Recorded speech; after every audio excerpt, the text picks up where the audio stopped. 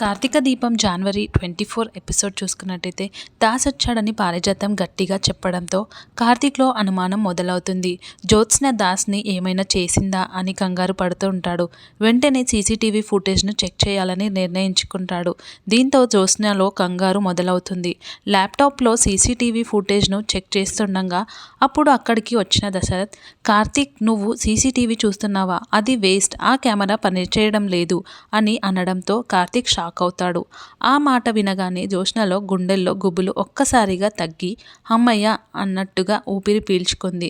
తనలో తాను ఇలా అనుకుంది, నెల రోజుల క్రితమే నేను ఆ వైర్ కట్ చేశాను. అప్పటి నా ముందు జాగ్రత్తే ఈరోజు నా పరువు కాపాడింది. లేదంటే ఆ దాస్ లోపలికి రావడం అందరికీ కనిపించేదని భయపడుతుంది.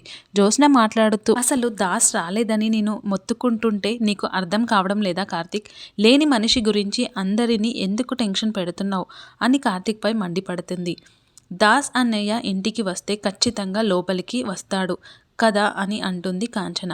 కానీ కార్తీక్ అనుమానం తీరదు. జ్యోత్స్న వైపు తీక్షణంగా చూస్తూ, జ్యోత్స్న మావయ్య తప్పకుండా వచ్చే ఉంటారు. నీ మీద నాకు గట్టిగా నమ్మకం కలగడం లేదని అనుకుంటూ ఉంటాడు. దాస్ మావయ్య నిజం చెప్పాలని ప్రయత్నిస్తూనే ఉంటాడు. అప్పటి నుంచి కనిపించకుండా పోయాడని జ్యోత్స్నని అనుమానిస్తుంటాడు. నువ్వు నన్ను ఎప్పటికీ కనిపెట్టలేవు బావా.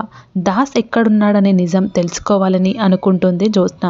జ్యోత్స్న గదిలోకి వెళ్ళగానే పారిజాతం వెనకాలే వెళ్ళి, నేను నా కళ్ళతో చూశాను జ్యోత్స్న, దాస్ను చూశాను, నువ్వు ఎందుకు బుకాయిస్తున్నావు అని గట్టిగా అరుస్తుంది. అమ్మమ్మ, నీ కళ్ళ జోడు మార్చుకో. అక్కడ నాకు సపోర్ట్ చేయాల్సింది పోయి నా మీద అరుస్తావా? ఆ దాస్ వస్తే నిజం బయట పడుతుందని, నా ప్రాణాలు పోతాయని, నువ్వేమో ఇలా చేస్తావని జ్యోత్స్న తన ఆవేదనను విసిగెక్కించుకొని అక్కడి నుండి వెళ్ళిపోతుంది. డైనింగ్ టేబుల్ దగ్గర అందరూ కూర్చున్నారు.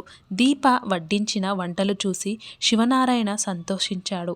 చాలా రోజుల తర్వాత అందరం కలిసి తింటున్నాం అని మురిసిపోతాడు.